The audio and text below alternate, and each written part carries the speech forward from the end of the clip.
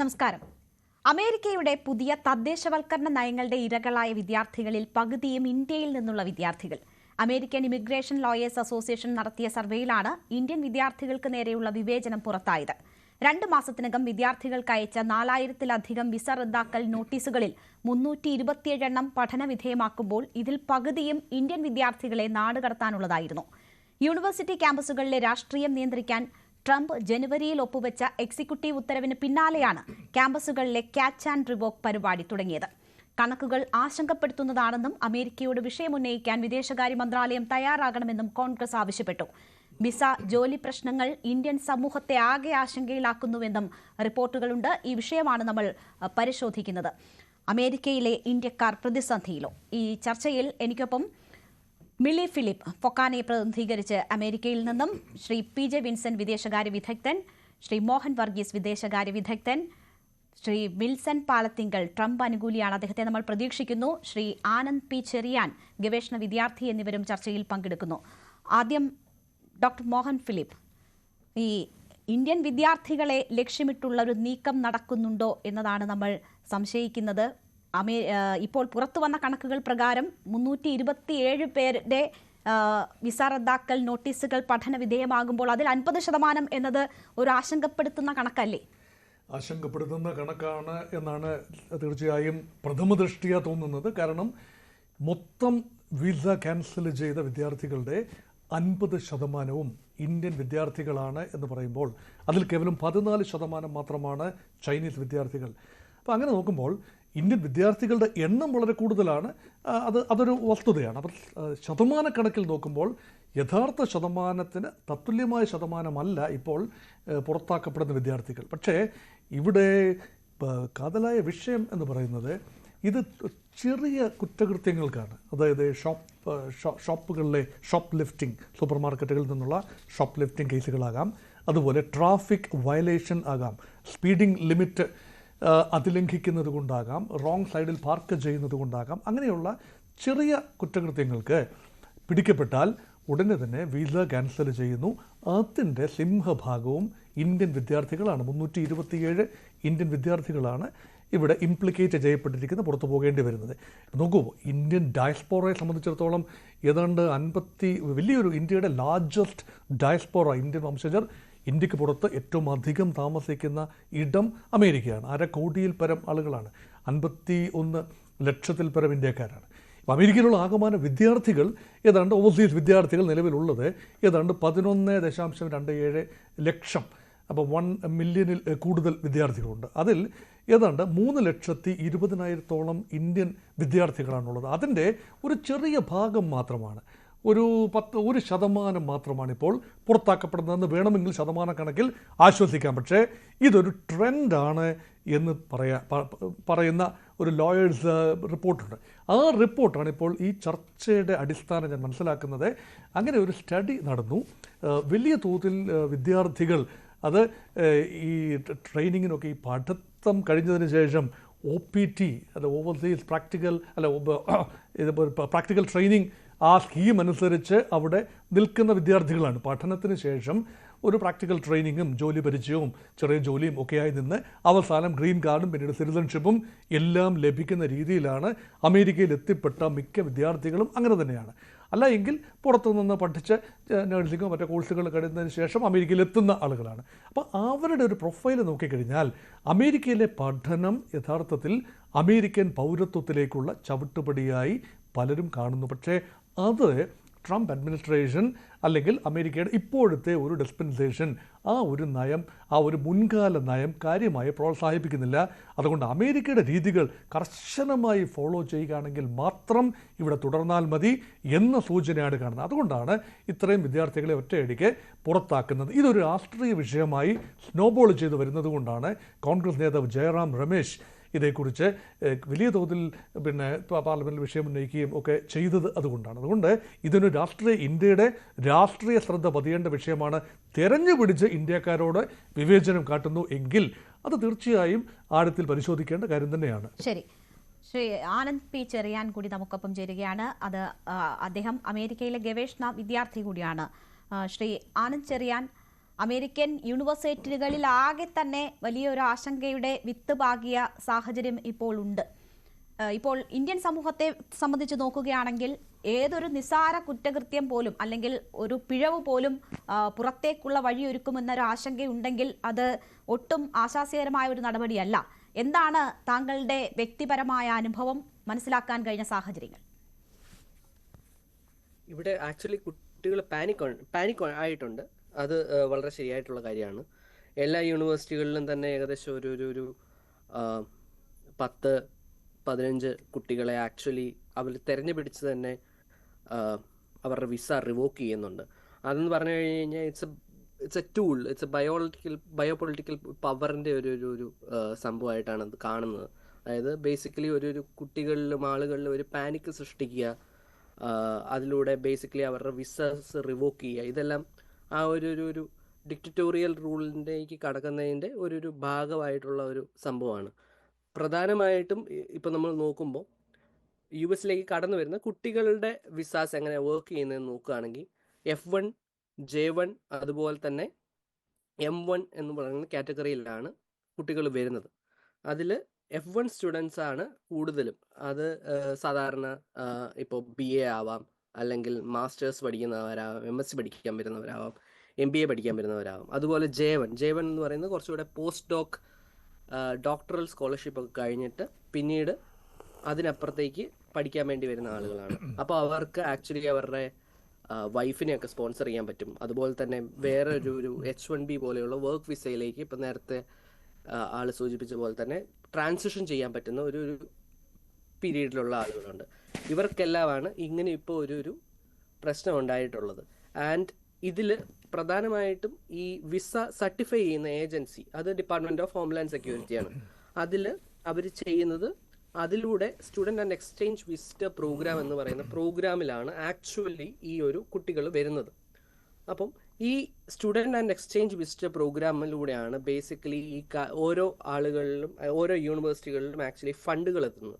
നമ്മളിപ്പോൾ recently notice ചെയ്തിട്ടുണ്ട്, ഏകദേശം 200 കോടി ഹാർവേഡ് യൂണിവേഴ്സിറ്റിയിൽ നിന്ന് ഫണ്ട് കൊടുക്കില്ല എന്ന് ട്രംപ് പറയുന്ന ഒരു സെനാരിയോ നമ്മൾ കേട്ടിരുന്നു. അത് ബേസിക്കലി ട്രംപ് റിട്ടേൺ ചെയ്യുന്നത് എന്താണെന്ന് ചോദിച്ചു കഴിഞ്ഞാൽ, ഈ SCVP എന്ന് പറയുന്ന സർട്ടിഫിക്കേഷൻ ബേസിക്കലി ഒരു യൂണിവേഴ്സിറ്റിയിൽ നിന്ന് എടുത്തു കളഞ്ഞു കഴിയുമ്പോൾ ഒരു ഹാർവേഡ് പോലെയുള്ള ഒരു യൂണിവേഴ്സിറ്റിയിൽ ദേ വോണ്ട് ബി ഏബിൾ ടു, അവർക്ക് ഒരിക്കലും പിന്നെ ഒരു F1 സ്റ്റുഡൻറ്റിനെ ആ പ്രോഗ്രാമിലേക്ക്, ആ ഒരു യൂണിവേഴ്സിറ്റിയിലേക്ക് അക്സെപ്റ്റ് ചെയ്യാനുള്ള ബുദ്ധിമുട്ടുകളുണ്ടാവും.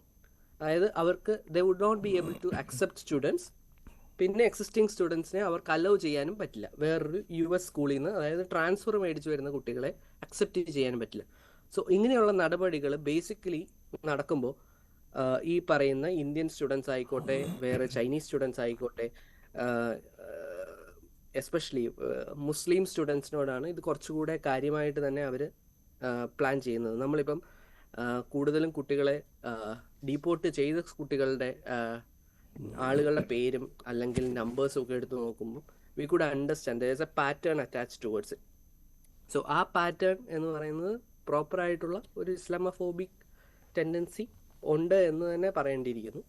ആൻഡ് അതിൻ്റെയൊക്കെ പുറത്താണ് ബേസിക്കലി ഇത് നടക്കുന്നത്. ഈവൻ പ്രൊഫസേഴ്സ് ആയിക്കോട്ടെ ഗ്രീൻ കാർഡിലേക്ക് ട്രാൻസിഷൻ ചെയ്ത് ഇപ്പോൾ ജോർജ് ടൗൺ യൂണിവേഴ്സിറ്റിയിൽ റീസെൻ്റ്ലി, ജോർജ് ടൗൺ യൂണിവേഴ്സിറ്റി ഇവിടുത്തെ വാഷിങ്ടൺ DC തന്നെയുള്ള ഒരു one of the major research oriented R1 യൂണിവേഴ്സിറ്റിയാണ്. അപ്പോൾ അവിടുത്തെ ഒരു പ്രൊഫസറിനെ, അസിസ്റ്റൻറ്റ് പ്രൊഫസറിനെ ആക്ച്വലി ദ ഡിപ്പോർട്ടഡ്. സോ ഇങ്ങനത്തെ ഇഷ്യൂസ് എല്ലാം ബേസിക്കലി ഇന്ത്യയിലൊക്കെ സംഭവിക്കുന്നത് പോലെ തന്നെ ഇന്ത്യയിലിപ്പം യൂണിവേഴ്സിറ്റികൾ basically they try to saffronize, right? അതേ മോഡലിൽ ബേസിക്കലി ഇവിടുത്തെ യൂണിവേഴ്സിറ്റികളിലെ ആളുകളെയും അതുപോലെ ഒരു യൂണിവേഴ്സിറ്റിനെ മൊത്തത്തിൽ ഹൈജാക്ക് ചെയ്യുന്ന തരത്തിലുള്ള ഒരു ഐഡിയ ആണ് മുന്നോട്ട് വെച്ചിരിക്കുന്നത്, which obviously create panic towards students. ഇതാണ് ഇപ്പോൾ ഇവിടെ സംഭവിച്ചുകൊണ്ടിരിക്കുന്നത്. ശരി, ഞാൻ താങ്കളിലേക്ക് തിരിച്ചെത്താം. ഇപ്പോൾ മിലി ഫിലിപ്പ് കൂടി നമുക്കൊപ്പം ചേരുകയാണ്. മിലി, ഇത് വിദ്യാർത്ഥികളുടെ മാത്രം അവസ്ഥയല്ല എന്ന് കൂടിയാണ് മനസ്സിലാകുന്നത്. ഇവിടെ വിദ്യാർത്ഥികളുടെ കാര്യം നമ്മൾ ആദ്യഘട്ടത്തിൽ പരിശോധിക്കുകയാണെങ്കിൽ അവരുടെ സോഷ്യൽ മീഡിയ അക്കൗണ്ടുകളിലേക്ക് വരെ എത്തിയാണ് കാരണങ്ങൾ കണ്ടെത്തി അവരെ പുറത്താക്കാനുള്ള നടപടികളിലേക്ക് നീങ്ങുന്നതെന്നാണ്. വ്യക്തി സ്വാതന്ത്ര്യത്തിനൊക്കെയും വലിയ അഭിമാനത്തോടുകൂടി കാണുകയും പറയുകയും ഒക്കെ ചെയ്തിരുന്നവരാണ് അമേരിക്കയിൽ താമസമാക്കിയ ഇന്ത്യക്കാർ ഉൾപ്പെടെയുള്ളവർ. അത് ആഘോഷമാക്കിയവരുമാണ്. എങ്ങനെയാണ് ഇന്ത്യൻ സമൂഹത്തെ ഇപ്പോഴത്തെ സാഹചര്യങ്ങൾ ബാധിക്കുന്നത്? ആനന്ദ് ഇവിടെ സൂചിപ്പിച്ചതുപോലെ ഒരു പാനിക് സിറ്റുവേഷനിലാണ് ഇവിടെ പോകുന്നത്. പ്രത്യേകിച്ച് H1Bയിൽ ഭർത്താവിനൊപ്പം വന്ന ഒരു US സിറ്റിസൺഷിപ്പ് കിട്ടിയ ഒരാളാണ് ഞാൻ. അപ്പൊ അവര് കടന്നു പോകുന്ന മാനസികാവസ്ഥ ശരിക്കും മനസ്സിലാക്കാനുള്ള കഴിവ് എനിക്കുണ്ട്. ആനന്ദ് ആണോ അതിനു മുമ്പ് സംസാരിച്ച ആളാണോ സൂചിപ്പിച്ചതുപോലെ 327 കുട്ടികൾക്ക് ഓൾറെഡി റിവോക്കേഷൻ കിട്ടി എന്നാണ് മനസ്സിലാക്കുന്നത്. അത് തന്നെയല്ല, ഞാൻ സാമൂഹിക ഇതിൽ പ്രവർത്തിക്കുന്നത് കൊണ്ട് വളരെ കോൾസ് വരുന്നുണ്ട്. 1 കോടി രൂപയൊക്കെ കൊടുത്താണ് ഇവിടെ F1 വിസ ഒക്കെ എടുത്ത് ചെലവാക്കി ഇവിടെ വന്ന്, ലൈക്ക് ഹി മെൻഷൻഡ്, ഇന്റേൺഷിപ്പ് കിട്ടും, H1Bയിലേക്ക് ട്രാൻസ്ഫർ ചെയ്യാം, പിന്നെ ഗ്രീൻ കാർഡ് കിട്ടും, എന്തെല്ലാം സ്വപ്നങ്ങളുമായിട്ട് വന്നിട്ടാണ് ഇവർ പെട്ടെന്ന് റിവോക്കേഷൻ. അതും വളരെ ഒരു ഇൻസിഡന്റ് ഞാൻ കേട്ടത്, റെഡ് ലൈറ്റ് കടന്നു, ആ ഒരു മൈന്യൂട്ട് ഇത് വന്നു, DMV വന്നു, അതായിരുന്നു ഒരു ഡിപ്പോർട്ടേഷൻ്റെ ഞാനൊരു ന്യൂസ് കേട്ടു. ആത്മഹത്യയുടെ വക്കിൽ പോലും കടന്നു പോകുന്ന കുട്ടികളുണ്ട് എന്നാണ് സംസാരത്തിൽ നിന്ന് ഞങ്ങളെ വിളിച്ച് സംസാരിക്കുന്നതും പറയുന്നത്. ഇതൊരു ഭയാനകമായ സിറ്റുവേഷൻ ആണ്, ഒരു പാനിക് സിറ്റുവേഷനിലാണ് ക്രിയേറ്റ് ചെയ്തിരിക്കുന്നത്. പാനിക്കിന്റെ ഇത് പറയുമ്പം ഞാനും ഒരു അധ്യാപികയാണ്, ഒരു എലിമെന്ററി സ്കൂൾ അധ്യാപികയാണ്. അവിടെ H1Bക്കാരുടെ മക്കളുണ്ട്, പിന്നെ വേറെ ഹിസ്പാനിക് കുട്ടികളുണ്ട്. കഴിഞ്ഞ ആഴ്ച ഓൾ ഓഫ് എ സഡൻ ഒരു 10 ഹിസ്പാനിക് കുട്ടികളുടെ അറ്റൻഡൻസ് ഇല്ല. അപ്പോഴത്തേക്ക് എല്ലാവരും പാനിക്കായി, ഡീപ്പോർട്ടഡ് ആയതാണോ. പിന്നെ കുട്ടികളുടെ ബിഹേവിയറൽ ഇഷ്യൂസ് കണ്ട് അതിനെക്കുറിച്ച് ഡീപ്പായിട്ട് സംസാരിച്ചപ്പോഴാണ് മനസ്സിലാവുന്നത് കുഞ്ഞുങ്ങൾ പാനിക്കാണ്. തിരിച്ചു ചെല്ലുമ്പോൾ എൻ്റെ പേരൻസ് അവിടെ ഉണ്ടോ, എൻ്റെ പേരൻസിനെ ഡിപ്പോർട്ട് ചെയ്തിട്ടുണ്ടോ, ഞങ്ങൾ പിന്നെ എങ്ങോട്ട് പോകും. ഒരുപക്ഷെ അവരുടെ വീട്ടിൽ കേൾക്കുന്ന സംസാരങ്ങളാവാം. അങ്ങനെ ഒരു 5ാം ക്ലാസ്സിൽ പഠിക്കുന്ന ഒരു കുട്ടിയുടെ ശരിക്കുമുള്ള ആ മാനസികാവസ്ഥ അതിൽ നിന്ന് സംസാരിച്ച ഒരു അധ്യാപികയും കൂടിയാണ് ഈ പറയുന്നത്. അങ്ങനെ ഒരു പാനിക് സിറ്റുവേഷനിലാണ് ഇന്ത്യക്കാരും മാത്രമല്ല മറ്റുള്ളവരും കടന്നു പോകുന്നത്. പിന്നെ വേറൊരു സെൽഫ് ഡിപ്പോർട്ടേഷൻ, ലൈക്ക് H1Bയിൽ വന്നവരുടെ കുട്ടികൾ 21 വയസ്സ് കഴിഞ്ഞാൽ അവര് അഡൽട്ടായി, അവർക്ക് ഗ്രീൻ കാർഡോ ആയിട്ടില്ല എന്നുണ്ടെങ്കിൽ അവര് പിന്നെ ഡിപ്പെൻഡന്റ് വിസ ഇല്ല. അവരും 1.34 ലാക്സ് കുട്ടികൾ ഇവിടെ സെൽഫ് ഡിപ്പോർട്ടേഷന്റെ ഇതിൽ ഫേസ് ചെയ്യുന്നു എന്നൊരു ന്യൂസും ഞാൻ വായിച്ചു. അങ്ങനെ ഒരു വളരെ പാനിക് സിറ്റുവേഷനിലൂടെയാണ് ഇന്ത്യക്കാർ കടന്നു പോകുന്നത്. ഇതിപ്പോൾ മിലി, വിദ്യാർത്ഥികളുടെ കാര്യമാണല്ലോ പ്രാഥമികമായും സൂചിപ്പിച്ചത്. അപ്പോൾ മറ്റ് അവിടെ വർക്ക് ചെയ്യുന്നവർ, കുടുംബവുമായിട്ടൊക്കെ ഉള്ളവരുടെ കാര്യം നോക്കിയാൽ അവധിക്ക് നാട്ടിലേക്ക് വരാനുള്ള പ്ലാൻ പോലും വേണ്ട എന്ന് വെച്ച് അവിടെ തങ്ങുന്നു. കാരണം തിരിച്ചു വരാൻ പറ്റില്ലെങ്കിലോ എന്ന ആശങ്ക പോലും ഇന്ത്യൻ സമൂഹത്തെ അലട്ടുന്നു എന്നാണ് മനസ്സിലാക്കുന്നത്. അങ്ങനത്തെ സംഭവങ്ങൾ നിങ്ങൾക്ക് മനസ്സിലാക്കാൻ കഴിഞ്ഞിട്ടുണ്ടോ? ഫൊക്കാനയുടെ പ്രവർത്തക കൂടിയാണല്ലോ താങ്കൾ. തീർച്ചയായിട്ടും ഫൊക്കാനയുടെ പ്രവർത്തക എന്നുള്ള മാത്രമല്ല, ഞാൻ താമസിക്കുന്ന ഏരിയ ഞങ്ങളൊരു കുറെ IT-ക്കാരുള്ള ഒരു ഏരിയയാണ്. ഇവിടെ നിന്ന് നാട്ടിൽ ഒരച്ഛൻ മരിച്ചിട്ട് പോയിട്ട് പോകണം, അതുറപ്പാണ്. പക്ഷെ തിരിച്ചു വരുമോ? ഭാര്യയും മക്കളും ഇവിടെയുണ്ട്, എങ്ങനെ തിരിച്ചു വരും? അവര് ഇതൊന്നും ചെയ്തിട്ടോ ഇതൊന്നും ഇല്ല എങ്കിൽ കൂടി പോലും തിരിച്ചു കയറാൻ പറ്റുമോ? ആ ഒരു സിറ്റുവേഷനിൽ പോയ പിതാവ് മരിച്ചുപോയ മകന്റെയും ആ മകന്റെയും ഭാര്യയുടെയും കുട്ടികളുടെയും അവസ്ഥ മനസ്സിലാക്കിയാണ്. ഇപ്പൊ എൻ്റെ ഒരു കസിൻ ന്യൂജേഴ്സിന്ന്, മദറിനൊരു സർജറി വേണം, മേജർ സർജറി വേണം. ചേച്ചി ഞാൻ എന്ത് ചെയ്യും? ഞാൻ എന്താണ് പറഞ്ഞു കൊടുക്കേണ്ടത്? തിരിച്ചു കയറാൻ പറ്റുമോ? പക്ഷെ എന്നായാലും അവർ പോവുകയാണ്, കാരണം അമ്മയുടെ സർജറിയാണ്.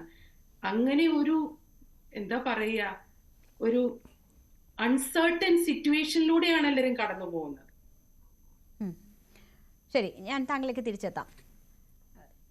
ശ്രീ PJ വിൻസെന്റ്, ഏതെങ്കിലും അറബ് രാഷ്ട്രങ്ങളിലായിരുന്നു പ്രവാസികൾ ഈ രീതിയിലുള്ള ഒരു ബുദ്ധിമുട്ട് അനുഭവിക്കുന്നതെങ്കിൽ കേരളം കുറെ കൂടി ആശങ്കപ്പെടുമായിരുന്നു, നമ്മൾ കുറെ കൂടി അത് ചർച്ച ചെയ്യുമായിരുന്നു. പക്ഷേ നമ്മളോട് അമേരിക്കയിൽ ഇരുന്ന് പ്രതികരിക്കുന്ന രണ്ടുപേരും എത്രമാത്രം പാനിക്കാണ് അവിടുത്തെ സിറ്റുവേഷൻ, അവിടുത്തെ ഇന്ത്യൻ സമൂഹം കടന്നു പോകുന്ന സാഹചര്യം എന്ന് പറയുമ്പോൾ ആ ഗ്രാവിറ്റിയോട് കൂടി തന്നെ നമ്മൾ ആ വിഷയം കൈകാര്യം ചെയ്യുന്നുണ്ടോ, അല്ലെങ്കിൽ നമ്മുടെ ഭരണകൂടം അത് കൈകാര്യം ചെയ്യുന്നുണ്ടോ എന്നൊരു ചോദ്യം ഉയരും. ഇവിടെ ഈ വിദ്യാർത്ഥികളുടെ കേസുമായി ബന്ധപ്പെട്ട് ജയറാം രമേശാണ് ഇന്ന് ഇത് ഗൗരവത്തോടെ കാണണമെന്നും ഇന്ത്യൻ വിദേശകാര്യ മന്ത്രാലയം ഇത് അമേരിക്കയുമായി സംസാരിക്കണമെന്നും ഒരു ആവശ്യം ഉന്നയിച്ചിരിക്കുന്നത്. അതിനപ്പുറം ഒരു ചർച്ച പോലും ആകുന്നില്ലേ നമ്മുടെ നാട്ടിൽ?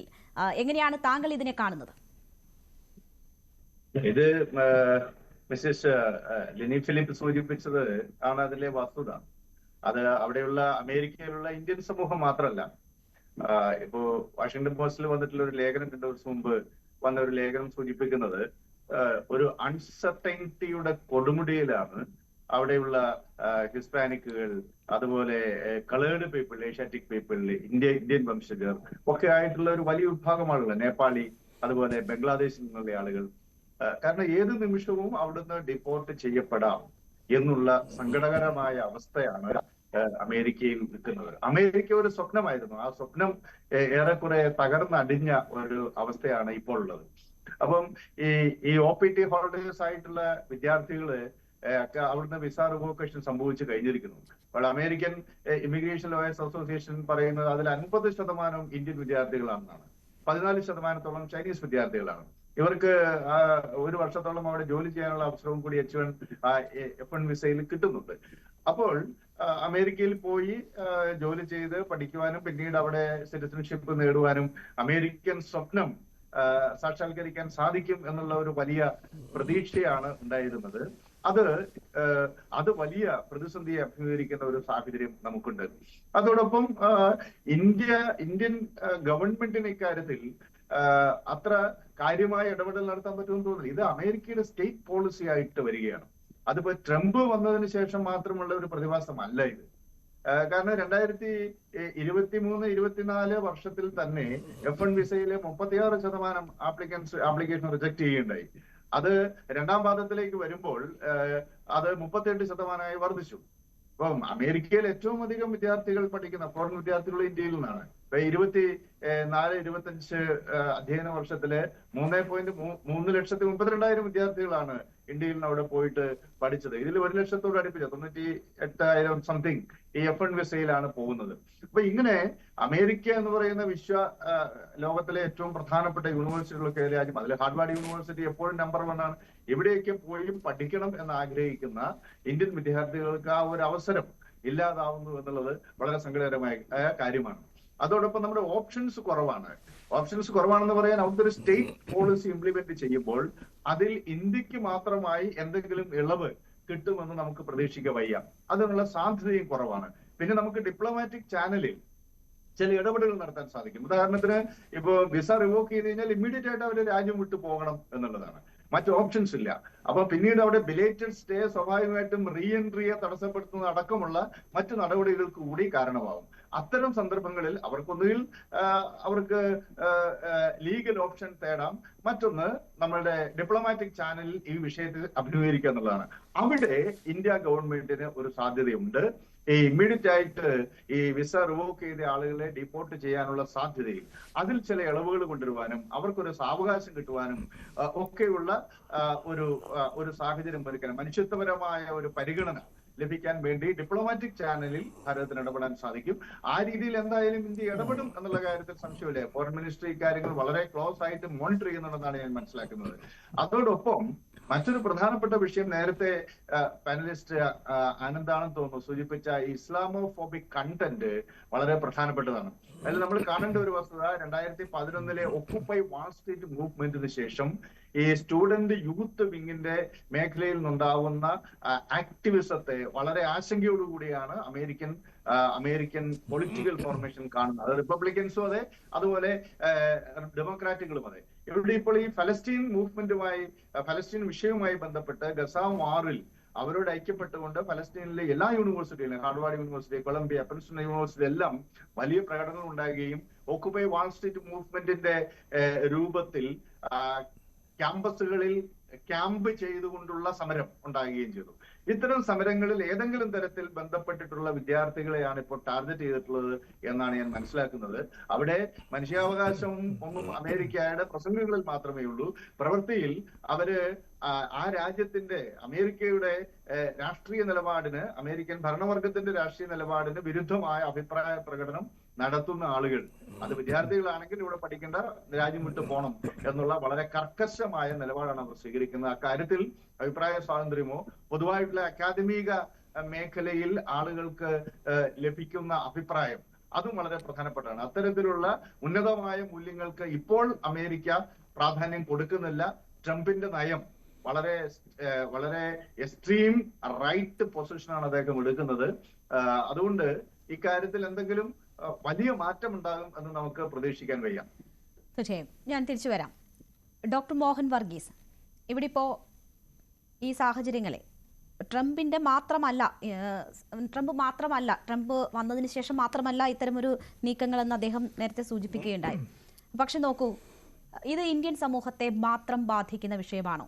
വിഡ്ഢിത്തവും വെറുപ്പും പഠിപ്പിക്കുന്ന സർവകലാശാലയെന്നാണ് ഹാർവാർഡ് സർവകലാശാലയെ കഴിഞ്ഞ ദിവസം ട്രംപ് അഭിസംബോധന ചെയ്തത്. അപ്പോൾ ട്രംപ് വിചാരിക്കുന്നത് നടത്താത്ത എല്ലാവർക്കും നേരിടേണ്ടി വരുന്ന പൊതുപ്രശ്നമാണോ അമേരിക്ക ഇപ്പോൾ നേരിടുന്നത്? ഇന്ത്യൻ സമൂഹത്തെ വെച്ച് നോക്കിയാൽ ഇലക്ഷന് ഇന്ത്യൻ സമൂഹത്തിൽ മേധാവിത്വം ട്രംപിന്റെ വരവ് തിരിച്ചാഗ്രഹിച്ചവർക്കായിരുന്നു, ട്രംപ് തിരിച്ചു വരണമെന്ന് ആഗ്രഹിച്ചവർക്കായിരുന്നു. അങ്ങനെ എല്ലാവരുടെയും പിന്തുണയോടെ വന്ന ട്രംപ് നടപ്പാക്കുന്ന നയങ്ങൾ, പദ്ധതികൾ, അത് അമേരിക്കയ്ക്കാകെയും ഈ പാനിക് സിറ്റുവേഷൻ ഉണ്ടാക്കുന്നുണ്ട്.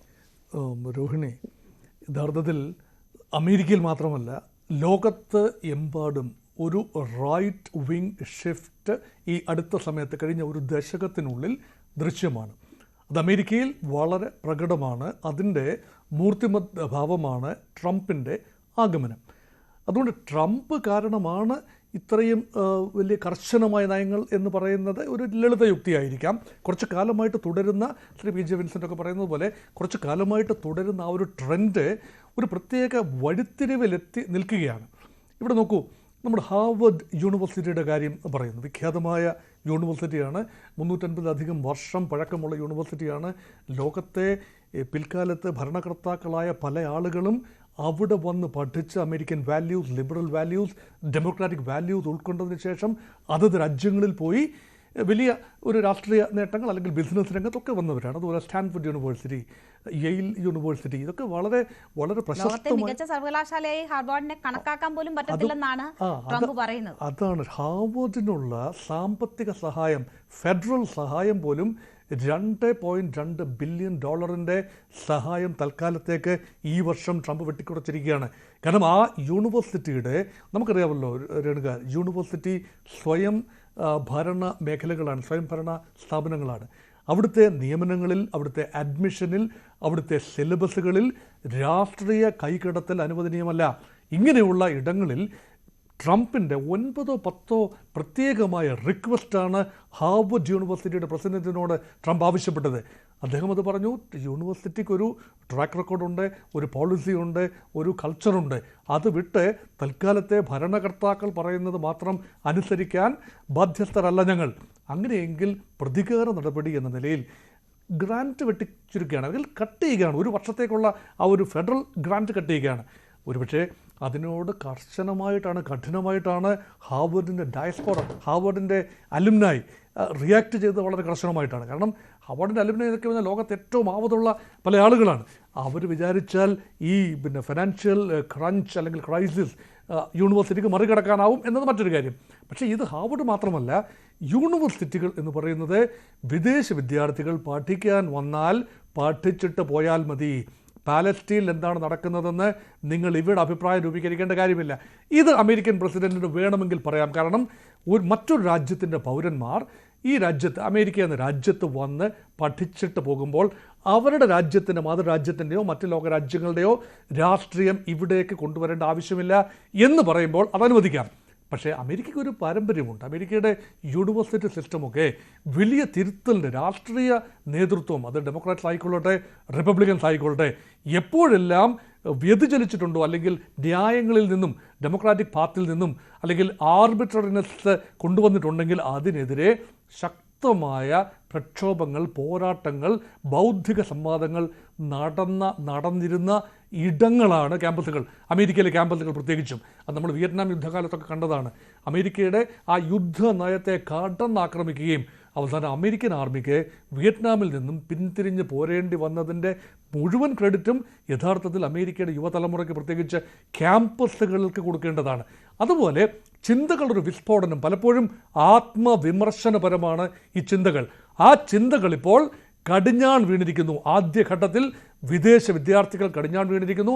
ഇപ്പോൾ നമ്മൾ ഈ 327 പേരെ പുറത്താക്കിയതിൽ കേവലം 2 പേര് മാത്രമാണ് പ്രക്ഷോഭങ്ങളിൽ പങ്കെടുത്തിട്ടുള്ളത്. പക്ഷേ ഇവിടെ നേരത്തെ പറഞ്ഞ ആളുകൾ സൂചിപ്പിച്ച ഒരു AI സാങ്കേതിക വിദ്യയുടെ ഏറ്റവും വലിയ ഡിഫോൾട്ടായി ചൂണ്ടിക്കാണിക്കുന്നത് ഈ നേരത്തെയുള്ള രീതികൾ അത് പിന്തുടർന്നു വരും എന്നതാണ്. ഇപ്പോൾ പണ്ട് സ്ത്രീകൾക്ക് അല്ലെങ്കിൽ സ്ത്രീകൾ പിന്തിരിഞ്ഞ് നിന്നിട്ടുണ്ടെങ്കിൽ ഇനി ആ ഡാറ്റ വെച്ചുള്ള AI സാങ്കേതിക വിദ്യ എന്തെങ്കിലും അത് ഉപയോഗിച്ച് ചെയ്യുകയാണെങ്കിൽ അതിൻ്റെ ഒരു പ്രതിഫലനം ഉണ്ടാകും. അങ്ങനെയൊക്കെയുള്ള ഡ്രോബാക്സ് ചൂണ്ടിക്കാണിക്കുന്നുണ്ടല്ലോ. ആ AI സാങ്കേതിക വിദ്യയാണ് ഇപ്പോൾ ഈ പുറത്താക്കേണ്ട വിദ്യാർത്ഥികളെ കണ്ടെത്താനും അവരുടെ സോഷ്യൽ മീഡിയ ഉപയോഗങ്ങൾ വിലയിരുത്താനും ഉപയോഗിക്കുന്നത്. ഈ വ്യക്തികളുടെ വ്യക്തികളുടെ സ്വകാര്യമായ നീക്കങ്ങൾ അതിലേക്ക് ഊളിയിടാൻ വേണ്ടി ആധുനിക സാങ്കേതിക വിദ്യ, പ്രത്യേകിച്ച് ആർട്ടിഫിഷ്യൽ ഇൻ്റലിജൻസ് പോലെയുള്ള സംവിധാനങ്ങൾ, നമ്മൾ സോഷ്യൽ മീഡിയയിൽ നമ്മുടെ ഇടപെടലുകൾ, നമ്മൾ എന്താണ് സെർച്ച് ചെയ്യുന്നത്, സെർച്ച് എൻജിൻ അതെങ്ങനെയാണ് നമ്മൾ ഉപയോഗിക്കുന്നത്, ഇത് മുഴുവൻ തന്നെ സിസ്റ്റമാറ്റിക്കായിട്ട് സ്കാൻ ചെയ്യുമ്പോൾ എവിടെയാണ് നമ്മുടെ റൈറ്റ് ടു പ്രൈവസി? അപ്പോൾ അമേരിക്ക എന്ന് പറയുന്നത് നമ്മുടെ സ്റ്റാച്യു ഓഫ് ലിബർട്ടിയെ നോക്കൂ. ലോകത്ത് എവിടെ നിന്നും സമാധാനവും ശാന്തിയും സ്വാതന്ത്ര്യവും തേടി വരുന്ന ആളുകളുടെ വലിയ ഒരു പ്രതീക്ഷയാണ് അമേരിക്ക. അതുകൊണ്ട് America is not built on a single day. Rome is not built on a single day എന്ന് പറയുന്ന പോലെയാണ് അമേരിക്ക ഒരു മെൽറ്റിംഗ് പോട്ട് കൾച്ചറാണ്. ലോകത്തിൻ്റെ വിവിധ ഭാഗങ്ങളിൽ നിന്നും അമേരിക്കയിൽ വന്ന് സാംസ്കാരികമായ ഒരു പുതിയ തനിമ ഡെവലപ്പ് ചെയ്ത സ്ഥലമാണ് അമേരിക്ക എന്ന് പറയുന്നത്. വെള്ളക്കാരുൾപ്പെടെ ഒരു കാര്യം ഓർക്കണം, യൂറോപ്യന്മാരായ വെള്ളക്കാരായ ആളുകൾ 15, 16, 17, 18 നൂറ്റാണ്ടുകളിൽ കപ്പലേറി വന്ന ആളുകളാണ്. അല്ലാതെ അമേരിക്കയിലുള്ള റെഡ് ഇന്ത്യൻസ് ആണ് അവിടുത്തെ ഒറിജിനൽ സൺസ് ഓഫ് സോയിൽ. അവരൊരു തീരെ ചെറിയ ന്യൂനപക്ഷമാണ്. അപ്പോൾ ഒരു സമയത്തല്ലെങ്കിൽ മറ്റൊരു സമയത്തെ കുടിയേറി വന്നവരാണ്, സ്വാതന്ത്ര്യം തേടി വന്നവരാണ്, അവസരം തേടി വന്നവരാണ്, സ്വപ്നങ്ങൾ നെയ്തുണ്ടാക്കാൻ വന്നവരാണ് ഇപ്പോഴത്തെ അമേരിക്കക്കാരും അവരുടെ മുൻമുറക്കാരും അവരുടെ മക്കളാണ് ഇപ്പോഴത്തെ അമേരിക്കക്കാർ. അങ്ങനെ നോക്കുമ്പോൾ ഇപ്പോൾ ഇന്ത്യയിൽ നിന്ന് ഉൾപ്പെടെ വലിയ സ്വപ്നങ്ങളുമായി അവസരങ്ങൾ തേടി കടന്നു വരുന്ന വിദ്യാർത്ഥികൾക്ക് നേരെ തിരഞ്ഞു പിടിച്ച് മതപരമായും അവരുടെ രാഷ്ട്രീയ വീക്ഷണമനുസരിച്ചും അവരുടെ ചെറിയ കുറ്റങ്ങൾ പോലും, കുറ്റങ്ങൾ തന്നെയാണ്, പക്ഷേ ചെറിയ കൈപ്പിഴകൾ പോലും പർവ്വതീകരിച്ച് അവരെ വീസ ക്യാൻസൽ ചെയ്യുന്ന, അവരുടെ സ്വപ്നങ്ങൾക്ക് മേലെ ആ സ്വപ്നത്തിൻ്റെ ഒരു ചെറിയ തരി കനലിന് മേലെ ബക്കറ്റ് കണക്കിന് വെള്ളം കോരി ഒഴിക്കുകയാണ് അമേരിക്കൻ അഡ്മിനിസ്ട്രേഷൻ. ഇതാ റൈറ്റ് വിങ്, അത് കുടിയേറ്റക്കാരോടുള്ള അല്ലെങ്കിൽ കടന്നു വരുന്നവരോടുള്ള അസഹിഷ്ണുതയുടെ പ്രതിഫലനമായി മാത്രമേ അതിനെ കാണാനാവൂ. അതുകൊണ്ട് അമേരിക്ക ഒരു വലിയ ബസ്സാണ്. ആ ബസ്സിൽ ഓൾറെഡി കയറിപ്പറ്റി സീറ്റ് നേടിയവർ മാത്രം സഞ്ചരിച്ചാൽ മതി എന്ന് ഇതിനുള്ളിലുള്ള, അതിനകത്ത് ഇന്ത്യക്കാരുൾപ്പെടെ ഉണ്ട്. ഇന്ത്യക്ക് ട്രംപിനെ പിന്തുണച്ച ഭാരതീയരുടെ ഉൾപ്പെടെയുള്ള വികാരം എന്താണ്? ഞങ്ങളുടെ കാര്യം ശരിയായി, ഇനി വരാനുള്ളവർ ഞങ്ങൾ ഭാഗ്യവാന്മാരാണ്, ഞങ്ങൾ എത്തിക്കഴിഞ്ഞു, ഞങ്ങൾ ഇവിടുത്തെ എല്ലാ സ്വാതന്ത്ര്യവും അനുഭവിക്കും, പക്ഷേ ഇനിയുള്ള അധികം പേർ വന്നാൽ ഞങ്ങളുടെ അവസരം കുറയും എന്ന ഒരു ചെറിയ ഒരു ചിന്താഗതിയുണ്ട്. അതുകൊണ്ടാണ് ഹിസ്പാനിക്കുകൾ കടന്നു വരേണ്ട, മെക്സിക്കോയിൽ നിന്ന് കടന്നു വരുന്ന എല്ലാവരും കൊള്ളക്കാരും ഡ്രഗ് പെഡലേഴ്സും സെക്സ് മാഫിയയുടെ ആളുകളും ഒന്നുമല്ല. അവിടെ വലിയ തോതിൽ തൊഴിൽ ആഗ്രഹിച്ചു വരുന്നവരുണ്ട്. പക്ഷേ അനധികൃതമായി കുടിയേറുന്നതിനെ പ്രോത്സാഹിപ്പിക്കാനാവില്ല. പക്ഷേ അവരെ കൈകാര്യം ചെയ്യുന്ന രീതി പഴയ ഒരു അമേരിക്കൻ രീതിയല്ല, കുറച്ചുകൂടി പ്രാകൃതമായ രീതിയിലാണ് ഇപ്പോൾ മുന്നോട്ട് പോകുന്നത്. അതുകൊണ്ട് ഇതെല്ലാം നൽകുന്ന ഒരു മെസ്സേജ് ഉണ്ട് Renuka. You are not welcome. People who are coming from outside, whether they come from India or Hispanics from Mexico or people migrating from other parts of the world, they are not welcome. America for Americans എന്ന ഒരു പോളിസിയുടെ ഒരു വളരെ negative ഒരു അർത്ഥത്തിലൂടെയാണ് ഇപ്പോൾ പോകുന്നത്. അതിനെയാണ് ഞാൻ റൈറ്റ് വിങ് ഷിഫ്റ്റ് എന്ന് സൂചിപ്പിച്ചത്. ശരി, നമുക്ക് ഈ ചർച്ചയുടെ മറ്റു ഘട്ടങ്ങളിലേക്ക് കടക്കാം ഒരിടവേളയ്ക്ക് ശേഷം.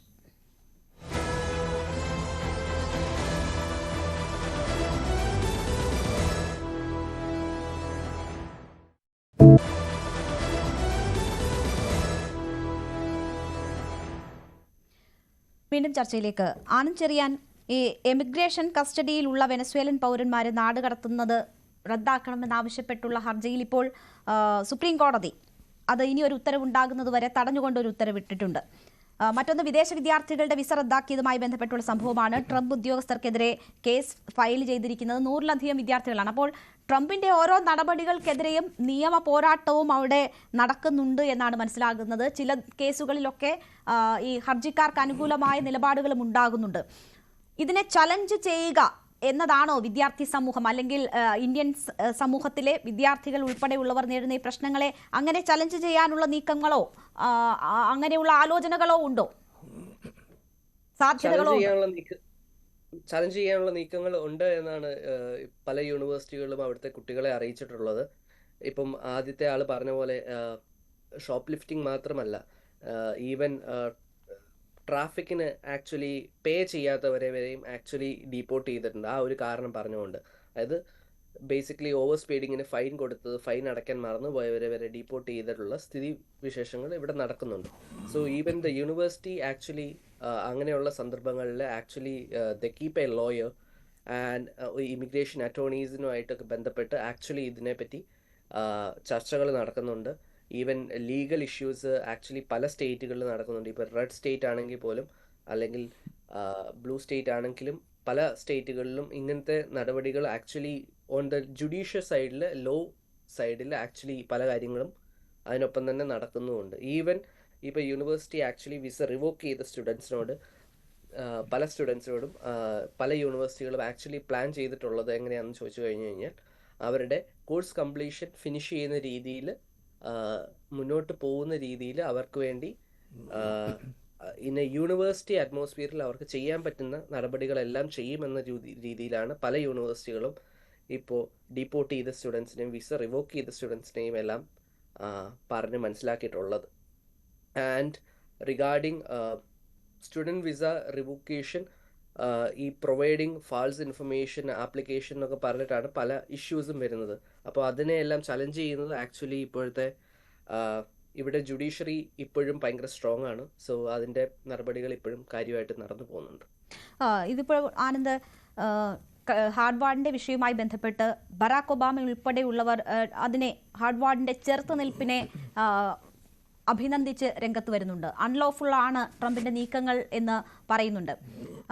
ഒപ്പം തന്നെ രാഷ്ട്രീയ പ്രതിയോഗികൾ ഈ ഉണ്ടാകുന്ന വിഷയങ്ങളിൽ ഇടപെടുന്നുണ്ടോ? നിങ്ങൾക്ക്, അല്ലെങ്കിൽ ഈ ഇന്ത്യൻ വിദ്യാർത്ഥി സമൂഹത്തിന് അവരിപ്പോൾ നേരിടുന്ന ഈ പ്രതിസന്ധിക്കും പ്രശ്നങ്ങൾക്കും എവിടെ നിന്നെങ്കിലും സഹായങ്ങൾ ലഭിക്കുന്നുണ്ടോ? അത് രാഷ്ട്രീയമായിട്ടാണെങ്കിലും സംഘടനകളുടെ ഭാഗത്തു നിന്നാണെങ്കിലും ഇതിനെയൊക്കെ എതിർക്കുന്ന, മനുഷ്യാവകാശങ്ങൾക്ക് വേണ്ടി പൊരുതുന്ന സംഘടനകളും ഒക്കെയുള്ള രാഷ്ട്രമാണല്ലോ.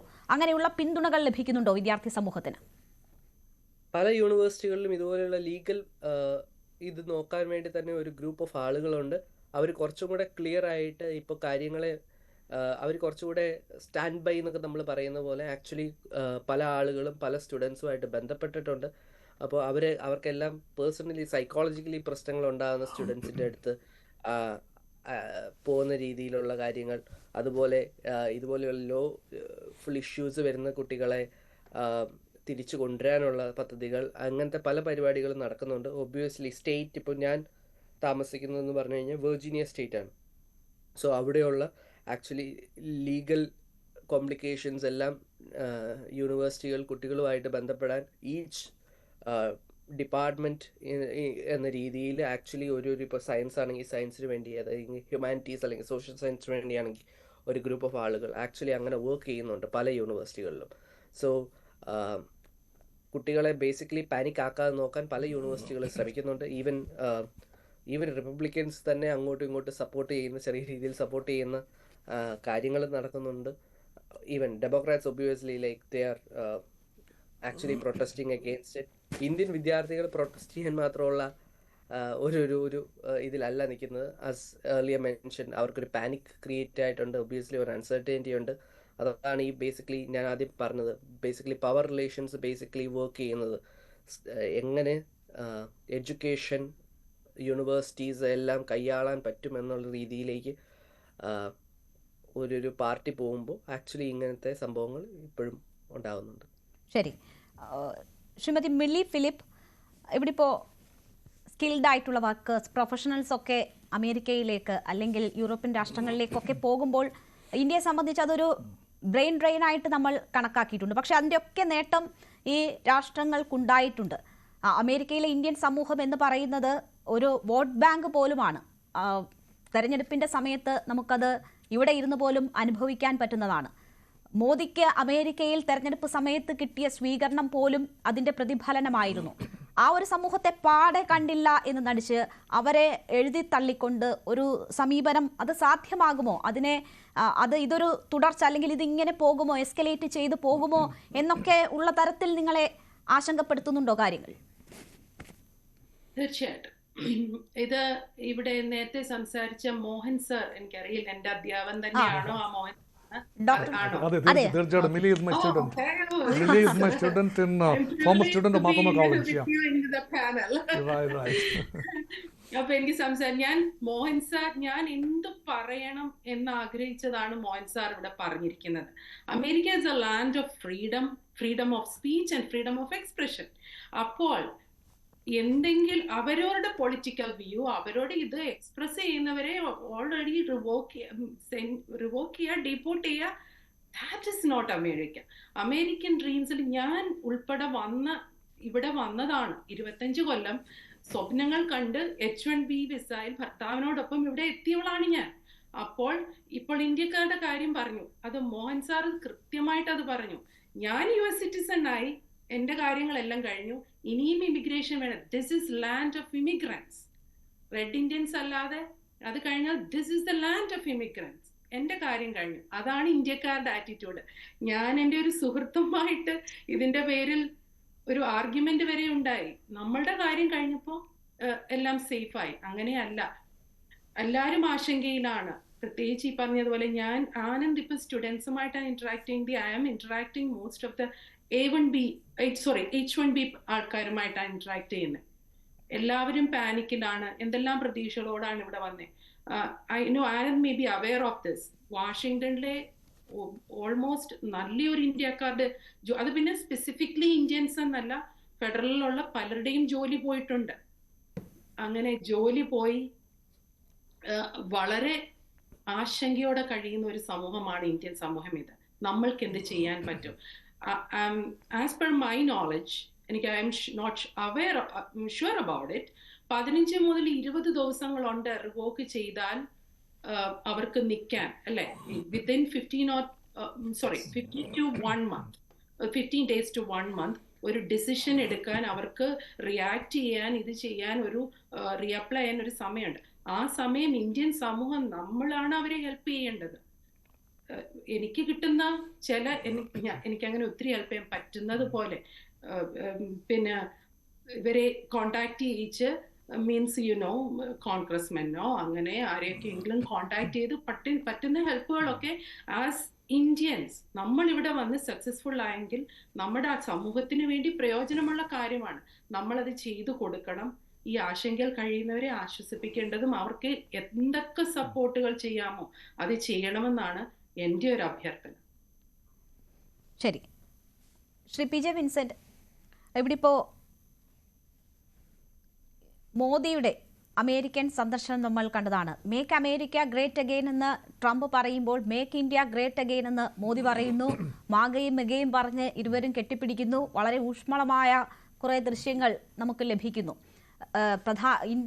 ഇന്ത്യ സുഹൃത്താണ്, മോദി സുഹൃത്താണ് എന്ന് പറയുന്നു. അതൊക്കെ വലിയ അംഗീകാരമായിട്ടൊക്കെ ആഘോഷിക്കപ്പെടുന്നുണ്ട്. അതിനപ്പുറം അമേരിക്കയുടെ ഇന്ത്യയോടുള്ള സമീപനം എന്ത് എന്ന് ചോദിച്ചാൽ, മനുഷ്യത്വമില്ലാത്ത രീതിയിൽ അവിടെ നിന്ന് ആളുകളെ നാടുകടത്തി അമൃത്സറിൽ ഇറക്കുന്നത് നമ്മൾ കണ്ടതാണ്.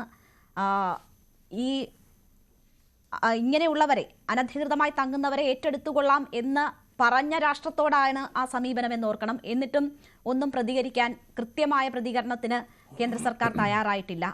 ഇങ്ങനെയുള്ള ഇന്ത്യൻ സമൂഹം ആകെ അവിടെ പ്രതിസന്ധിയിലാകുന്നു. നമ്മളോട് അവിടെ നിന്ന് സംസാരിച്ച രണ്ടുപേരും പാനിക് സിറ്റുവേഷൻ എന്ന് ആവർത്തിച്ച് പറയുന്ന സാഹചര്യം ഉണ്ടാകുന്നു. യാതൊരു ഇടപെടലും നടത്തിയിട്ടില്ലെങ്കിൽ ഈ സൗഹൃദം വെറും കാപട്യമാണെന്ന് പറയേണ്ടി വരില്ലേ? അല്ല, രാജ്യങ്ങൾ തമ്മിലുള്ള ബന്ധത്തിൽ ഈ സൗഹൃദങ്ങൾക്ക് ഈ നയരൂപീകരണത്തിൽ വലിയ പ്രാധാന്യമൊന്നുമില്ല. ട്രംപ് നടപ്പാക്കുന്നത് ട്രംപിസമാണ്. അത് ട്രംപിന്റെ അദ്ദേഹത്തിന്റെയും അദ്ദേഹം പ്രതിനിധാനം ചെയ്യുന്ന റിപ്പബ്ലിക്കൻ പാർട്ടിയുടെയും രാഷ്ട്രീയ നിലപാടുകളാണ് അവർ നടപ്പാക്കുന്നത്. അത് എക്സ്ട്രീംലി റൈറ്റിസ്റ്റ് പൊസിഷനാണ്. തീവ്ര വലതുപക്ഷ നിലപാട് അവർ എടുക്കുന്നു. അത് 2008 ആരംഭിച്ച ദീർഘമാന്ദ്യത്തിന് ശേഷം അമേരിക്കൻ സമൂഹത്തിൽ കൂടുതലായിട്ട് ശക്തിപ്പെട്ടു വന്ന ഒരു വലതുപക്ഷ വൽക്കരണത്തിന്റെ ഏറ്റവും ഉയർന്ന രൂപത്തിലാണ് 2016 ട്രംപ് അധികാരത്തിൽ വരുന്നത്. 2020 ട്രംപ് തോറ്റ സമയത്തും ട്രംപ് തോറ്റെങ്കിലും ട്രംപേരിക്ക് വിജയിച്ചു എന്നായിരുന്നു നമ്മൾ കണ്ടത്. അപ്പോ മാത്രമല്ല, ട്രംപിന്റെ പല പോളിസികളും, പ്രത്യേകിച്ച് ഇക്കണോമിക് പോളിസികൾ ഒന്നും റിവോക്ക് ചെയ്യാൻ ജോ ബൈഡനും തയ്യാറായിട്ടില്ല എന്ന് നമ്മൾ കാണണം. അപ്പോൾ ഈ തീവ്ര വലതുപക്ഷ വൽക്കരണം അമേരിക്കൻ സമൂഹത്തിന്റെ, വിശേഷ അമേരിക്കയിലെ വൈറ്റ് പോപ്പുലേഷൻ, അവരുടെ 70% വൈറ്റ് പോപ്പുലേഷൻ ആണല്ലോ, അവരുടെ ഒരു ആശയ ലോകത്തെ നിർണായകമായി സ്വാധീനിച്ച് കഴിഞ്ഞിരിക്കുന്നു എന്നതാണ്. ഇത് അവിടെ മാത്രമല്ല, യൂറോപ്പിൽ ഉടനീളം ഇത് സംഭവിക്കുന്നുണ്ട്. കുടിയേറ്റ വിരുദ്ധത, ഇസ്ലാമോഫോബിയ, അതുപോലെ വെള്ളക്കാരന്റെ വംശീയ ദേശീയത, ക്രിസ്ത്യൻ മതമൗലികവാദം തുടങ്ങിയ ആശയങ്ങളെയൊക്കെ കേന്ദ്രീകരിച്ചുകൊണ്ടുള്ള രാഷ്ട്രീയ പാർട്ടികളും പ്രസ്ഥാനങ്ങളും യൂറോപ്പിലും അമേരിക്കയിലും ശക്തിപ്പെട്ടു വരുന്നുണ്ട് കഴിഞ്ഞ 2 ദശാബ്ദത്തിനിടയ്ക്ക്. അത് യൂറോപ്പിലും ഇത് വളരെ പ്രകടമാണ്. ഇപ്പോൾ അമേരിക്കയിൽ ബുദ്ധിമുട്ട് നേരിടുന്ന വിദ്യാർത്ഥികൾ സ്വാഭാവികമായിട്ടും തിരിയുന്നത് UK-യിലേക്കും കാനഡയും ജർമ്മനിയും ഒക്കെയാണ് അവരുടെ ഓപ്ഷൻ.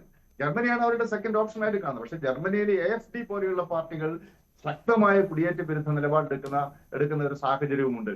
അപ്പോൾ ഇന്ത്യയിലും ഇത്തരത്തിലുള്ള വലതുപക്ഷവൽക്കരണം നടക്കുന്നുണ്ട് എന്നുള്ളത് നമുക്കും അറിയാവുന്ന കാര്യമാണ്. പക്ഷെ അമേരിക്കയിൽ ഇപ്പോൾ നമ്മുടെ എല്ലാം ചില സുഹൃത്തുക്കൾ അവിടെ ഈ റിപ്പബ്ലിക്കൻ പാർട്ടിയുടെ തന്നെ വളരെ അടുത്ത ആളുകളായിട്ട്, നേതാക്കളായി പ്രവർത്തിക്കുന്ന ആളുകളൊക്കെ പറയുന്നത് ഇന്ത്യയിലും മറ്റ് രാജ്യങ്ങളിലും ഒക്കെയുള്ള അൺഓതറൈസ്ഡ് ആയിട്ട് പ്രവർത്തിക്കുന്ന റിക്രൂട്ട്മെന്റ് ഏജൻസികൾ മുഖേന വേണ്ടത്ര ലീഗൽ ഡോക്യുമെന്റ്സ് ഇല്ലാതെയും പല വിധത്തിലും ഒക്കെ അമേരിക്കയിൽ എത്തിപ്പെട്ട ഒത്തിരി ആളുകളുണ്ട്. അപ്പൊ അവരെ ഒന്നും സംരക്ഷിക്കാൻ പറ്റില്ല എന്നൊക്കെയുള്ള നിലപാട് അവരെടുക്കുന്നു. നേരത്തെ സൂചിപ്പിച്ചതുപോലെ ബസിൽ കയറിയവന്റെ മാനസികാവസ്ഥയിൽ അവരുണ്ട്. അതേസമയം അമേരിക്കൻ ഇന്ത്യൻസ്, താങ്കൾ സൂചിപ്പിച്ചതുപോലെ അമേരിക്കൻ ഇന്ത്യൻസ്, അവിടെ സിറ്റിസൺസ് ആയിട്ടുള്ള ഇന്ത്യൻസിന് എല്ലാവിധ റൈറ്റ്സും ഉണ്ട് കേട്ടോ. അവിടെ കമല ഹാരിസ് അമേരിക്കൻ വൈസ് പ്രസിഡന്റായി, അവർ പ്രസിഡന്റായിട്ട് മത്സരിച്ചു. ഇപ്പൊ ഉഷ വാൻസ് അവിടെ സെക്കൻഡ് ലേഡി ആയിട്ടിരിക്കുന്നു. അപ്പൊ അമേരിക്കയിൽ പോയി അമേരിക്കയുടെ ഭാഗമായി മാറിയ ഇന്ത്യക്കാര്, അവർക്കൊരു പ്രശ്നമില്ല. അവര് എല്ലാ അർത്ഥത്തിലും അമേരിക്കക്കാരുടെ എല്ലാ അവകാശങ്ങളും അനുഭവിച്ചുകൊണ്ട് ജീവിക്കാൻ സാധിക്കുന്നുണ്ട്. പക്ഷേ പുതിയതായി പോകുന്ന ആളുകളെ സംബന്ധിച്ചിടത്തോളം അവർക്ക് പല വിധത്തിലുള്ള പ്രതിസന്ധി നേരിടുന്നുണ്ട്. ഇത് ഒരു വലിയ മനുഷ്യാവകാശ പ്രശ്നമായിട്ട് നമ്മൾ കാണുമ്പോൾ അങ്ങേയറ്റം ദുരിതമയമായ സാഹചര്യമാണുള്ളത്. ഞാൻ ആദ്യം സൂചിപ്പിച്ചതാണ്, അമേരിക്ക എന്ന സ്വപ്നം തകർന്നു എന്നത് തന്നെയാണ്. അത് അമേരിക്ക എന്ന സ്വപ്നം മാത്രമല്ല, വികസിത മുതലാളിത്ത രാജ്യങ്ങളിലേക്ക് പഠനാവശ്യമായിട്ട് പോവുകയോ അല്ലെങ്കിൽ അവിടേക്ക് കുടിയേറിയോ അവിടുത്തെ പൗരത്വം സ്വീകരിച്ച് ആ രാജ്യത്തിൽ സെറ്റിൽ ചെയ്യാൻ ആഗ്രഹിക്കുന്ന ലക്ഷക്കണക്കിനല്ല കോടിക്കണക്കിന് ഇന്ത്യക്കാരുണ്ട്. അഭ്യസ്ത വിദ്യരായ ആളുകളുണ്ട്. അവര് UK, America, Germany, Australia, New Zealand, ഇതൊക്കെ അവരുടെ ഓപ്ഷൻസ് ആണ്. അത്തരത്തിലുള്ള നമ്മളുടെ പ്രതീക്ഷകൾ ഈ രാജ്യത്തിൽ നിന്ന് അപ്പൊ അവിടേക്ക് പോകുന്ന ആ രാജ്യങ്ങളെല്ലാം വികസിത രാജ്യങ്ങളാണെന്നുള്ളത് കൊണ്ടും അവിടെ ഉയർന്ന മനുഷ്യാവകാശങ്ങൾ നിലനിൽക്കുന്നത് കൊണ്ടും മാന്യമായിട്ടുള്ള ജീവിത സാഹചര്യങ്ങൾ ഉള്ളത് കൊണ്ടുമാണ്. സ്വാതന്ത്ര്യം, മനുഷ്യാവകാശങ്ങൾ, അതുപോലെ ഉയർന്ന ജീവിത സാഹചര്യം, ഇങ്ങനെ ഒത്തിരി ഘടകങ്ങൾ ഉള്ളത് കൊണ്ടാണ് ആ രാജ്യങ്ങളിലേക്ക് മറ്റ് ഈ മൂന്നാം ലോകമെന്നോ അല്ലെങ്കിൽ മൂന്നാം ലോകമൊന്നുമില്ല, പക്ഷേ ഈ ഗ്ലോബൽ സൗത്ത് എന്ന് പറയുന്ന മേഖലയിൽപ്പെട്ട രാജ്യങ്ങളിൽ നിന്ന് ആളുകൾ പോകുന്നത്. അത് അത്തരത്തിലുള്ള പോക്ക് ഉണ്ടാവണം. പക്ഷെ ലോകത്തിൽ ഇപ്പോൾ ഒരു സാർവജനീയത, ഇന്റർനാഷണലിസത്തിൽ നിന്ന് കഠിനമായ ദേശീയതയിലേക്ക് യൂറോപ്പും അമേരിക്കയും പോകുന്നു. ഇന്ത്യ അടക്കമുള്ള രാജ്യങ്ങൾ, ചൈനയും അങ്ങനെ തന്നെയാണ്. അവരെ ഈ ദേശീയതയിലേക്ക് പിന്മടക്കം നടക്കുകയും ആഗോളീകരണത്തിൻ്റെതായിട്ടുള്ള ഒരു ലിബറൽ സ്പേസ് നഷ്ടപ്പെടുകയും ചെയ്ത ഒരു സാഹചര്യം ഇപ്പോൾ നിലവിലുണ്ട്. അതുകൊണ്ട് വളരെ ശ്രദ്ധിച്ചു മാത്രമേ ഇനി അമേരിക്കയിലേക്ക് പോകുന്ന വിദ്യാർത്ഥികൾ എല്ലാ ഡോക്യുമെന്റ്സും ശരിയാക്കി പഠിക്കുകയാണെങ്കിൽ പഠിച്ച് തിരിച്ചു വരാൻ പറ്റും എന്നുള്ള ഒരു സാഹചര്യത്തിൽ മാത്രമേ പോകാൻ കഴിയൂ എന്നുള്ളത് വളരെ പ്രധാനപ്പെട്ട കാര്യമാണ്. ഇത് പക്ഷെ ഒറ്റപ്പെട്ട ഒരു കാര്യമല്ല. ഇത് തുടർച്ചയായിട്ട് കഴിഞ്ഞ ഒരു 3 ദശാബ്ദ കാലമെങ്കിലുമായിട്ട് തുടർച്ചയായി രൂപപ്പെട്ടു വരുന്ന ഒരു ആഗോള സാഹചര്യത്തിന്റെ പ്രതിഫലനം കൂടിയാണ്. ഇപ്പൊ യൂറോപ്പിലൊക്കെ ആണെങ്കിൽ, ഏഷ്യയിലൊക്കെ പ്രവർത്തിക്കുന്ന ഇപ്പൊ LTT അടക്കമുള്ള തീവ്രവാദ പ്രസ്ഥാനങ്ങളൊക്കെ ആസ്ഥാനമാക്കിയത് ലണ്ടനിൽ നിന്നാണ്. പണ്ട് വാർത്ത കേൾക്കുമ്പോൾ നമുക്കറിയാം പൊട്ടു അമ്മനും ആന്റൺ ബാലസിംഗത്തിന്റെ പ്രസ്താവനകൾ വരുന്ന അവിടെയാണ്. അപ്പൊ നമ്മൾ വിചാരിക്കും ഇവിടെ വലിയ തീവ്രവാദ സംഘമായി പ്രവർത്തിക്കുന്നവർ അവര് ലണ്ടൻ കേന്ദ്രീകരിച്ചാണല്ലോ പ്രവർത്തിക്കുന്നത്. കാരണം അവിടുത്തെ മനുഷ്യാവകാശങ്ങളുടെയും ഒരു ലിബറലിസത്തിന്റെയും കവറ് അവർക്ക് ലഭിച്ചിരുന്നത് കൊണ്ടാണ്. അതിപ്പം കാനഡയിൽ അത് തന്നെയാണ് സംഭവിക്കുന്നത്. അവിടുത്തെ ഈ ഉയർന്ന മനുഷ്യാവകാശത്തിന്റെയൊക്കെ പ്രതലത്തിൽ നിന്നുകൊണ്ടാണല്ലോ ഖാലിസ്ഥാൻ വാദം അവിടെ ശക്തിപ്പെടുകയും അതിശക്തമായ ഇന്ത്യ വിരുദ്ധ വികാരം അവിടെ വളർത്തിയെടുക്കാനൊക്കെ കഴിയുന്നത്. എന്നിട്ട് കാനഡയിൽ ഇരുന്നു കൊണ്ടാണ് ഇന്ത്യയിൽ തീവ്രവാദം നടത്താനും ഇവിടെ സ്ഫോടനം നടത്താനും ഒക്കെ ഉള്ള കാര്യങ്ങൾ ഖാലിസ്ഥാൻ തീവ്രവാദികൾ പ്ലാൻ ചെയ്യുന്നത്. അപ്പോ ഇത്തരത്തിലുള്ള ഒരു പ്രശ്നവും കൂടി ഈ ലിബറലിസത്തിനുണ്ട്. പക്ഷെ അത് റെക്ടിഫൈ ചെയ്യുന്നതിന് പകരം നേർ വിപരീതത്തിലേക്ക് ഈ രാജ്യങ്ങൾ പോകുന്നു എന്നുള്ളതാണ്. അത് തീർച്ചയായിട്ടും അതിനകത്ത് പിന്നെ ഇന്ത്യ ഗവൺമെന്റിന് എന്ത് ചെയ്യാൻ സാധിക്കും? ഡിപ്ലോമാറ്റിക് ചാനലിൽ ചെയ്യാവുന്ന കാര്യങ്ങൾ പരിമിതിയുണ്ട്. പക്ഷെ എങ്കിലും ആ രൂപത്തിൽ ഇടപെടാൻ പറ്റുന്നതിന്റെ പരമാവധി ചെയ്യുക, അതിനു വേണ്ടിയിട്ട് ഇന്ത്യ ഗവൺമെന്റിനെയും പ്രഷറൈസ് ചെയ്യുക എന്നുള്ളതായിരിക്കാം നമുക്കിപ്പോൾ സ്വീകരിക്കാൻ പറ്റുന്ന ഒരു സമീപനം. ശരി, ഡോക്ടർ മോഹൻ വർഗീസ്, ഇവിടെ ട്രംപിന്റെ വിജയം അത് ത്രസിപ്പിക്കുന്ന വിജയം എന്ന് തന്നെ പറയാം. പക്ഷേ വലിയ രീതിയിലുള്ള തീവ്ര വലതുവൽക്കരണം നടക്കുന്നതിന്റെ അനന്തര ഫലമാണ് അനുഭവിക്കുന്നതെന്ന് ശ്രീ പി ജെ വിൻസെന്റ് ഉൾപ്പെടെയുള്ളവർ ചൂണ്ടിക്കാണിക്കുകയും ചെയ്യുന്നു. ട്രംപിന്റെ കാര്യം നോക്കിയാൽ അദ്ദേഹത്തിന്റെ തദ്ദേശവൽക്കരണ നയമാണ് നടക്കുന്നത്. അമേരിക്കയെ ഫസ്റ്റ് ആക്കാൻ, മേക്ക് അമേരിക്ക ഫസ്റ്റ് എന്ന നിലയിൽ അദ്ദേഹം എടുക്കുന്ന സമീപനങ്ങളാണ് ഇത് എന്നൊക്കെയാണ് തുടക്കകാലങ്ങളിൽ കണ്ടതെങ്കിൽ ഇപ്പോഴതാണോ അവസ്ഥ? ഹാർവാർഡ് യൂണിവേഴ്സിറ്റിയെ ഒരു ചുക്കിനും കൊള്ളാത്ത വിഡ്ഢിത്തം പഠിപ്പിക്കുന്ന ഇടമാണ് എന്ന് പറയുക, നാസയ്ക്ക് ഫണ്ട് കട്ട് ചെയ്യുക, ഈ മറ്റ് രാഷ്ട്രങ്ങളുമായുള്ള തീരുവ തർക്കത്തിൽ അതിൻ്റെ അനന്തരഫലം അമേരിക്കൻ വ്യവസായ മേഖല ഉൾപ്പെടെ സഹിക്കേണ്ടി വരുന്ന സാഹചര്യമാണ്. അപ്പോൾ ഇത് അമേരിക്കയെ മുമ്പിലെത്തിക്കാനുള്ള നിലപാടും തന്ത്രങ്ങളുമാണോ, അതോ അതിനപ്പുറം ട്രംപിൻ്റെ താല്പര്യങ്ങളാണോ? എന്താണ് നമ്മൾ മനസ്സിലാക്കേണ്ടത്? രേണുക, ഈ തീവ്ര ദേശീയത എന്ന ഒരു വികാരം, അതിനെ ആളിക്കത്തിച്ചുകൊണ്ട് രാഷ്ട്രീയ നേട്ടമുണ്ടാക്കി അധികാരത്തിലെത്തിയ ആളാണ് ഡൊണാൾഡ് ട്രംപ്. നമ്മൾ എക്കാലത്തും വിശ്വസിച്ചിരുന്നു അമേരിക്ക പോലെ ഒരു രാജ്യത്ത് ഒരു വ്യക്തിക്ക് മാത്രമായി ഒരു സിസ്റ്റത്തെ പൊളിച്ചടുക്കി മറ്റൊന്നുണ്ടാക്കാൻ സാധിക്കില്ല എന്നൊരു വിശ്വാസമായിരുന്നു. പക്ഷേ ഒരു കളക്റ്റീവ് മൈൻഡ് സെറ്റ് കൊണ്ടുവരുന്നതിൽ ട്രംപ് ഒരു പരിധിവരെ വിജയിച്ചു.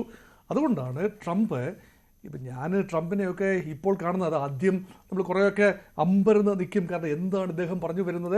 മേക്ക് അമേരിക്ക ഗ്രേറ്റ് അഗെയിൻ എന്ന് പറയുമ്പോൾ ട്രംപ് ഉദ്ദേശിക്കുന്ന ചില കാര്യങ്ങളുണ്ട്.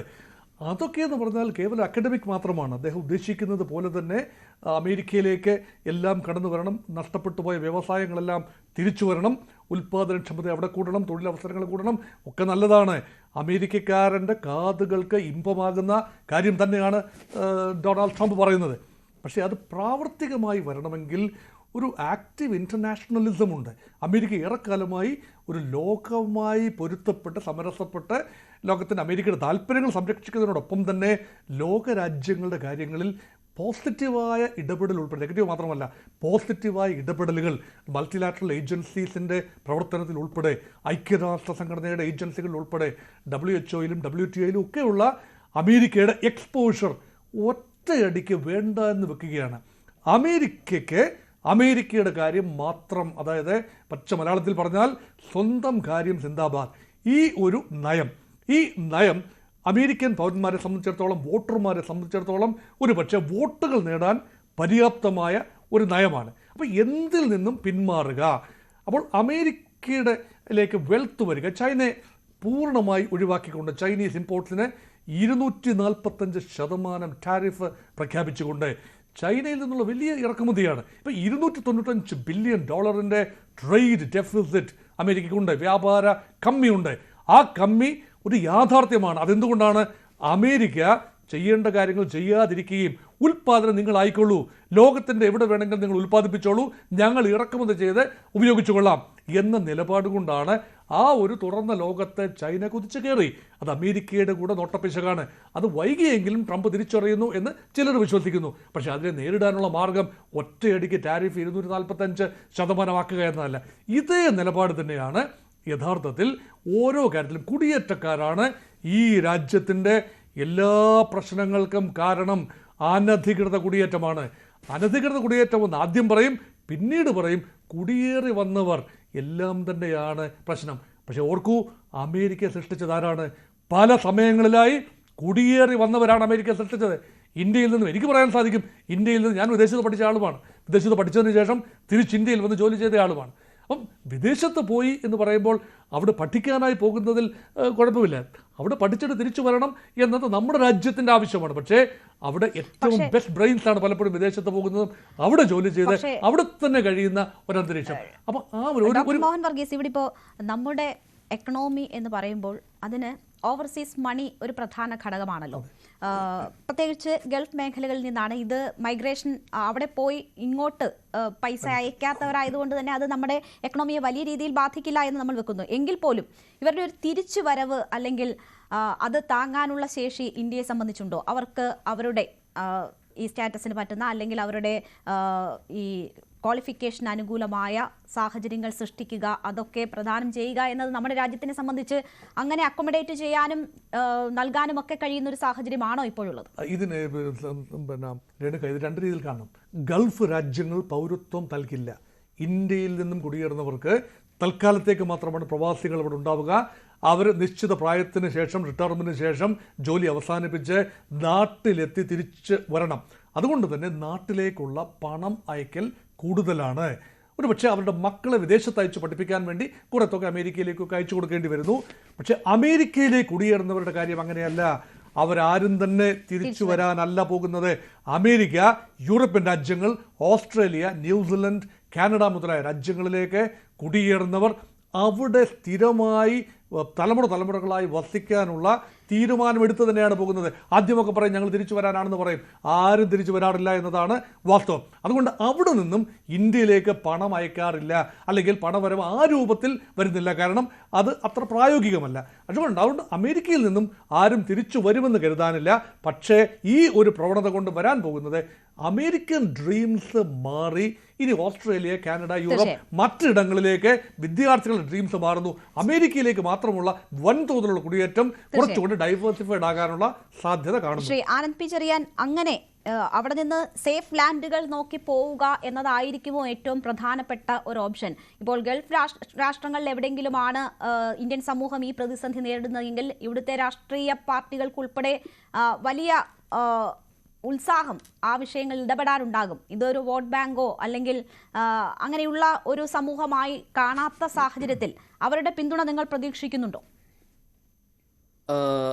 ഇവിടെ ഒരു പ്രശ്നം നേരത്തെ സൂചിപ്പിച്ച മോഹൻ സാർ പറഞ്ഞതിൽ, റെമിറ്റൻസ്, കേരളം ഒരു റെമിറ്റൻസ് ബേസ്ഡ് എക്കണോമിയാണല്ലോ. അതുപോലെ തന്നെയാണ് ഇന്ത്യ പല രീതിയിൽ ആക്ച്വലി റെമിറ്റൻസുമായിട്ട് ബന്ധപ്പെട്ട് നല്ല രീതിയിൽ തന്നെ ഡയസ്പോറയുമായിട്ടൊക്കെ റിലേഷൻഷിപ്പിലുള്ള ഇതാണ്. പക്ഷേ UAE കഴിഞ്ഞു കഴിഞ്ഞാൽ ഇപ്പോൾ സെക്കൻഡ് പൊസിഷനിൽ നിൽക്കുന്ന റെമിറ്റൻസസ് വരുന്നത് US നിന്നാണ്. നേരത്തെ US നിന്നായിരുന്നു ഫസ്റ്റ് പൊസിഷൻ റെമിറ്റൻസസ്. ഏകദേശം 11 ബില്യണോളം US ആക്ച്വലി അതിൻ്റെ മേലോട്ട് ആക്ച്വലി റെമിറ്റൻസസ് ആയിട്ട് വരുന്നുണ്ട്. ആൻഡ് ഡയസ്പോറ ആയിക്കോട്ടെ, അതുപോലെ തന്നെ ഇമിഗ്രൻസ് ആയിക്കോട്ടെ, എസ്പെഷ്യലി ഗൾഫ് കൺട്രീസിനോട് ആക്ച്വലി ഇന്ത്യക്ക് കുറച്ചുകൂടെ താല്പര്യമുണ്ട്. Because they actually come back. ഇപ്പം നേരത്തെ മോഹൻ സാർ സൂചിപ്പിച്ച പോലെ തന്നെ അവർ കം ബാക്ക് ചെയ്യും. പക്ഷേ വേറെ ഈ ബാക്കിയുള്ള ഇന്ത്യൻ ഡയസ്പോറ ഇപ്പം US പോകുന്ന അല്ലെങ്കിൽ കാനഡയിലേക്ക് പോകുന്ന അവർ അതുപോലെ തിരിച്ചു വരുന്നില്ല.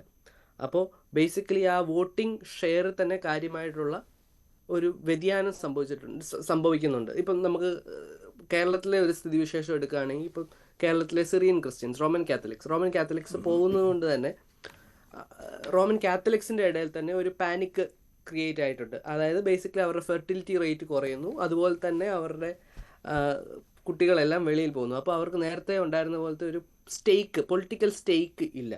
അതേ സംഭവമാണ്. ആ ഒരു സാധനം ബേസിക്കലി ഇപ്പോൾ US ആളുകളോട് ഇന്ത്യയിലുള്ള പൊളിറ്റീഷ്യൻസിനോ അല്ലെങ്കിൽ ബാക്കിയുള്ളവർക്കോ അത് ഉണ്ടാവണമെന്നില്ല. കാരണം they are not part of the voting sector.